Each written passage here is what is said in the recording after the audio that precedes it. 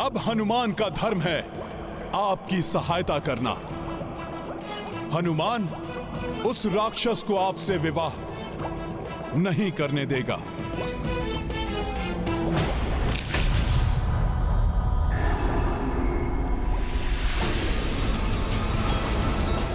विवाह तो नाग कन्या का रक्त रोम से ही होगा, किंतु उसके पूर्व मैं तुम्हें यहां से विदा करूंगा, वो भी सीधे यमलोक की ओर।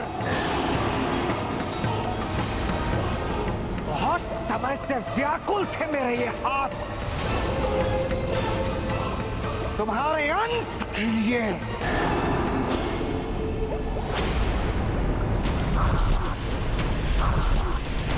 व्याकुल तो मैं हो रहा था रक्त रोम, तुम्हारी प्रतीक्षा में। तुम्हारे कारण बहुत समय से मुझे अपने प्रभु की सेवा के सुख से वंचित रहना पड़ा। माता सीता एवं प्रभु के एक साथ दर्शन नहीं कर पाया आज, जो मुझ जैसे भक्त के लिए बड़ा ही कष्टकारी है। दुष्ट!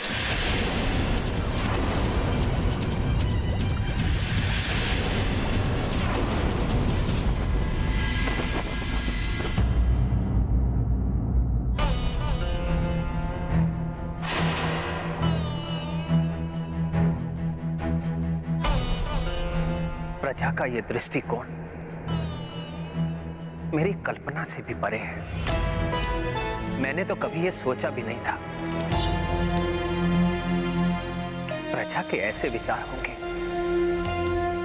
मेरे बारे में ऐसा भी सोच सकती है प्रजा।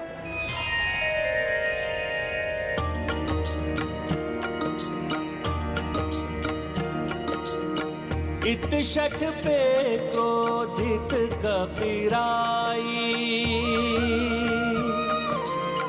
उत आहत प्रजा से रघुराई। लोचन मह अंगारे भड़के, दो ओर दामिनी कड़के। सिया राम जय हनुमान। अनुज खड़े सबहु भयभीता, देखी दशा अग्रज स्तब्धा। इत पीड़ित और कुपित श्री राम, रोष में उत महाबली हनुमाना। सिया राम जय हनुमान। सिया राम जय हनुमान। राज्य में वैदेही के प्रति कोई ऐसे विचार भी रख सकता है, ऐसा तो मैंने स्वप्न में भी नहीं सोचा था। भाभी माँ और आपके प्रति ऐसे विचार रखने वाले को अयोध्या में जीवित रहने का कोई अधिकार नहीं भैया। मैं स्वयं उसका वध करूंगा। किस का वध करोगे लक्ष्मण? किस का वध करोगे? जो भी मुझे दोषी मानते हैं, क्या तुम उन सभी का वध करोगे? हमारी ही तो प्रजा है। किंतु उसने अपमान किया है आपका और भाभी माँ का। लक्ष्मण, अभिव्यक्ति की स्वतंत्रता ही प्रजातंत्र की नींव होती है। किसी को उनके विचारों के लिए दंडित नहीं किया जा सकता। भैया, अभिव्यक्ति की स्वतंत्रता का यह अर्थ नहीं कि कोई किसी के चरित्र पर उंगली उठा दे। अनुचित कृत्य करने वाले को दंडित किया जाना चाहिए। उचित और अनुचित की अपनी अपनी परिभाषा होती है। जो हमारी दृष्टि में अनुचित है, किसी और की दृष्टि में वो उचित भी हो सकता है। फिर तो भाभी माँ के द्वारा अपनी पवित्रता को प्रमाणित करने के लिए दी गई अग्नि परीक्षा का भी कोई अर्थ नहीं रह गया। अग्नि परीक्षा लंका में हुई थी, जिसे उन सब ने मात्र सुना है, देखा नहीं। जिसे देखा नहीं, उस पर विश्वास ना करने का अधिकार है उनका। और हम राजा नहीं, सेवक हैं प्रजा के। उनकी भावनाओं, उनके विश्वास का सम्मान करना हमारा कर्तव्य है। हमारी भी तो भावनाएं हैं भैया। लक्ष्मण, मैं एक भाई या पति ही नहीं, एक राजा भी हूं। और एक राजा के लिए प्रजा सर्वोपरि है। इन परिस्थितियों में यदि मैं अपनी भार्या का साथ देता हूं तो मुझे राजपद छोड़ना होगा। और यदि राजपद के साथ बने रहता हूं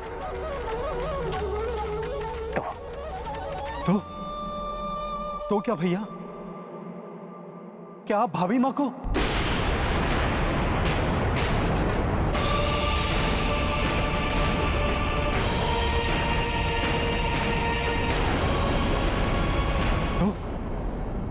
तो क्या भैया, क्या आप भाभी मां को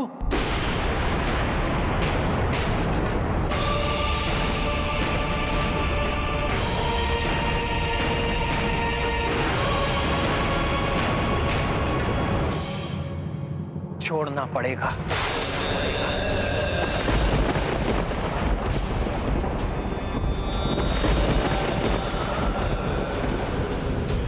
तोड़ना पड़ेगा पति पत्नी के बीच का अटूट पवित्र बंधन।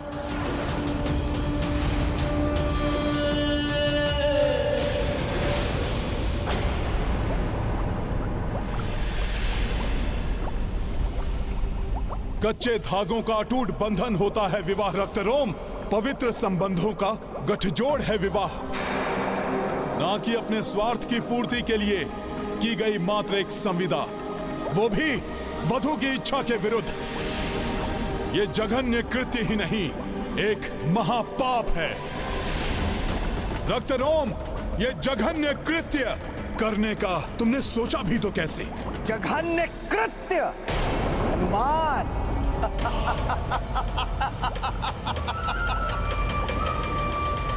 महाबली रावण का संहार, विशालकाय कुंभकर्ण का वध, निकुंभ का वध, क्या ये सब के सब जघन्य कृत्य नहीं किए थे तुम्हारे प्रभु राम ने? समय आ गया है जब तुम्हारे हर कृत्य का प्रतिफल चुकाना होगा, तुम्हें और उस राम को। वो संहार प्रतिफल ही था उन सबके कुकृत्यों का, जो उन्हें चुकाना पड़ा। जो उन्होंने अधर्म किए, दुष्कृत्य किए, उसी का परिणाम भोगना पड़ा था उन्हें। प्रभु को यह संहार करना पड़ा था धर्म की स्थापना के लिए। धर्म की स्थापना के लिए अनेक बार ऐसे कार्य करने पड़ते हैं जो सामान्यतः अनुचित प्रतीत होते हैं, क्योंकि धर्म सर्वोपरि है और राजधर्म उससे भी बड़ा। भैया ऐसा क्यों कह रहे हैं? मुझे ये सिंहासन नहीं चाहिए, सीता चाहिए। सीता राम का जीवन है, राम की प्रेरणा शक्ति है सीता। मैं सीता को नहीं त्याग सकता, अपनी जीवन संगिनी को नहीं त्याग सकता। अतः मुझे इस राज सिंहासन के बंधन से अवश्य मुक्त होना पड़ेगा। प्रभु श्री राम होते तो एक पर स्त्री को बलपूर्वक विवश करने के लिए अब तक उन्होंने तुम्हारा संहार कर दिया होता, जैसे उन्होंने रावण का संहार किया था। किंतु अब उनका सेवक, उनका भक्त हनुमान तुम्हें दंडित करेगा तुम्हारे अधर्म के लिए। बहुत बलवान समझते हो ना स्वयं को, तो दिखाओ, दिखाओ अपना बल रक्त रोम को।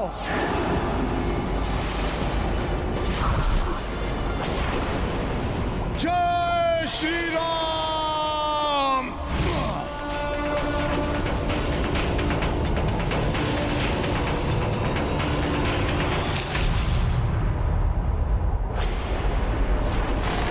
वानर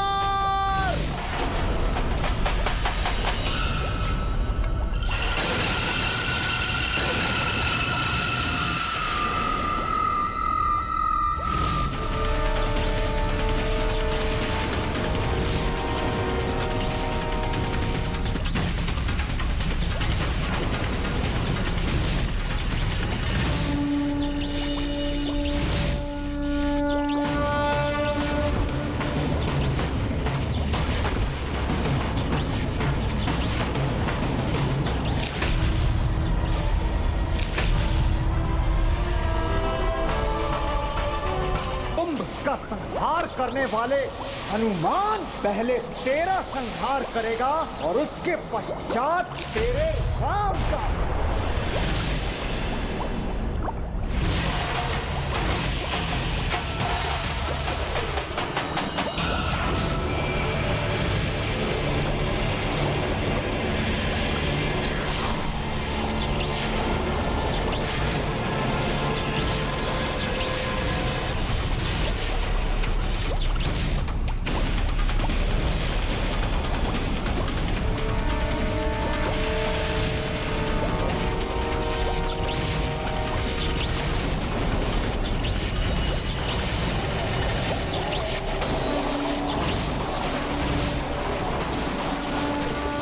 एक तुच्छ से वानर में इतना अधिक बल, किंतु जो शक्तियां मुझे मेरी माता से प्राप्त हुई हैं, उन मायावी शक्तियों के समक्ष ये वानर टिक नहीं पाएगा।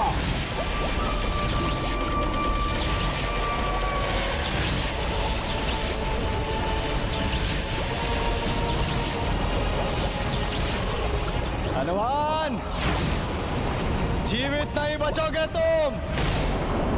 यहां आकर तुमने बहुत बड़ी भूल कर दी है।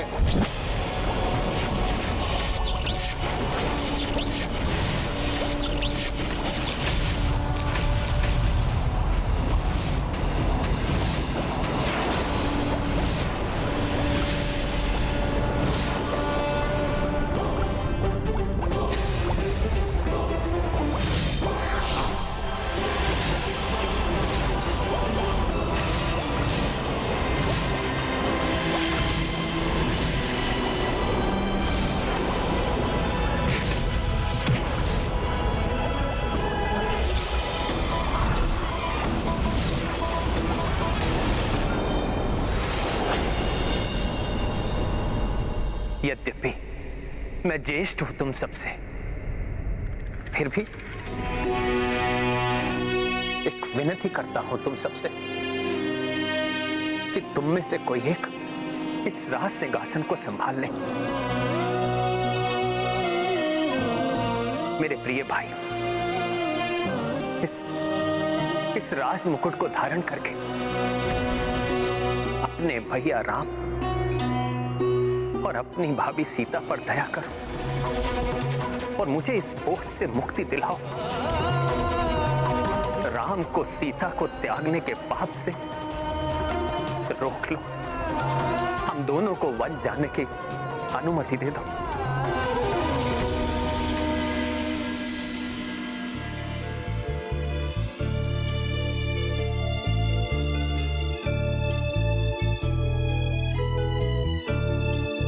शत्रुघ्न, अब जी नहीं लगता यहां।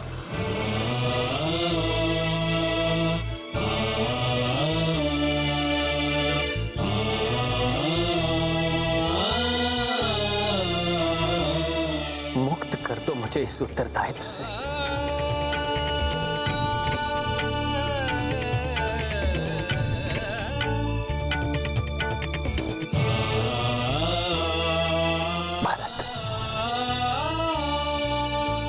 धारण कर लो ये राजमुकुट।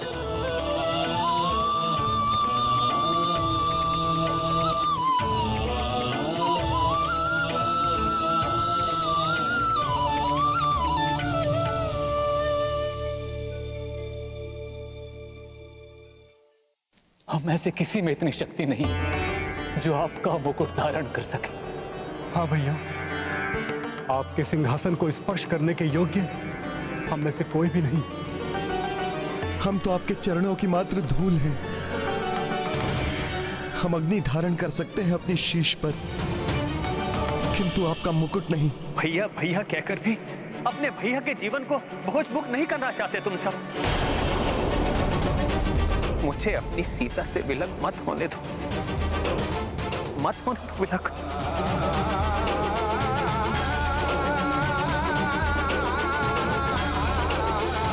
इस कठिन परिस्थिति में मेरा हनुमान भी मेरे साथ नहीं। जिसके साथ प्रभु श्री राम का आशीर्वाद हो, उसका कोई अनिष्ट नहीं कर सकता दुष्ट। भैया, आपका कोई भी निर्णय त्रुटिपूर्ण नहीं होता,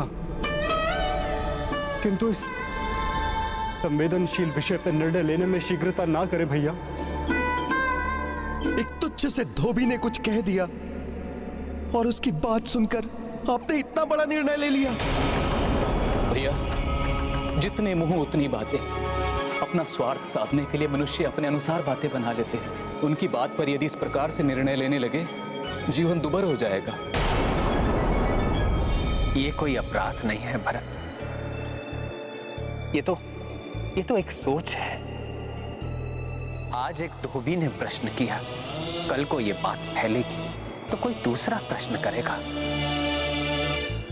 और एक दिन पूरा राज्य उंगली उठा सकता है। अपनी मर्यादा का संरक्षण करना है, एक आदर्श उदाहरण प्रस्तुत करना है। यदि इस सोच पर अंकुश लगाना है तो मुझे राज सिंहासन का त्याग करना ही होगा, करना ही होगा, करना ही होगा।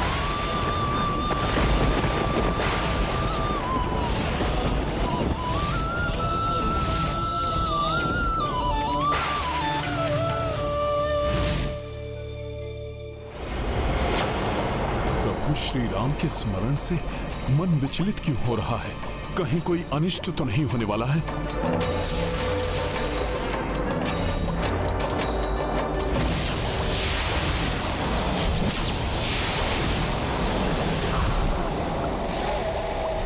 हनुमान समुद्री जीव ही नहीं, यहाँ वनस्पतियां भी रक्त रोम के वश में हैं।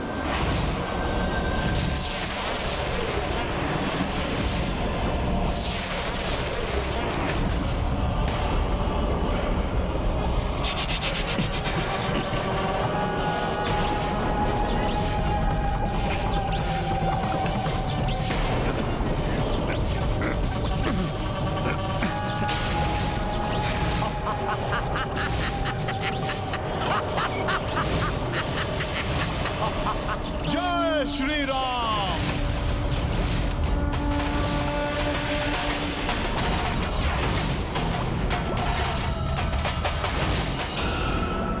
हनुमान, इतनी सहजता से छुटकारा नहीं पाने दूंगा मैं तुम्हें।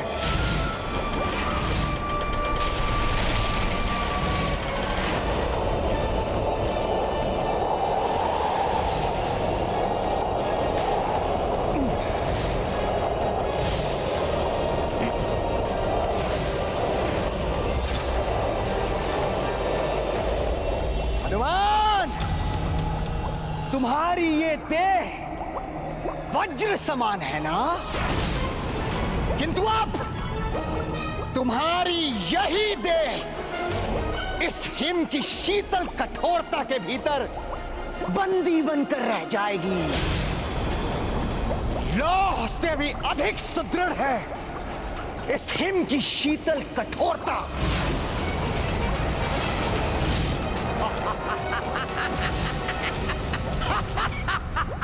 जय श्री राम।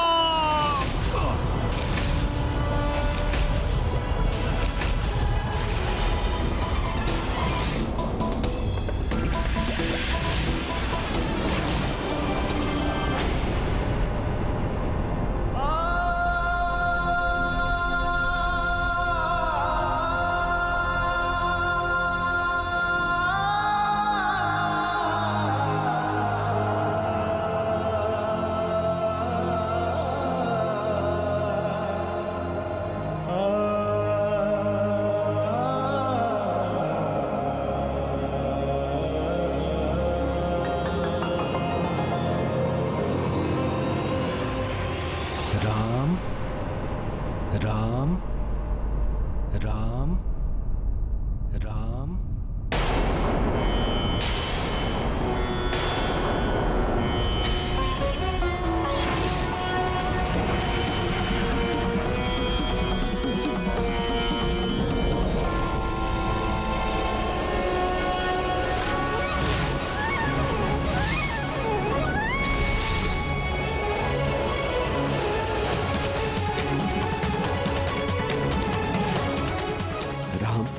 क्या आप अपना दिया हुआ वचन भंग कर देंगे?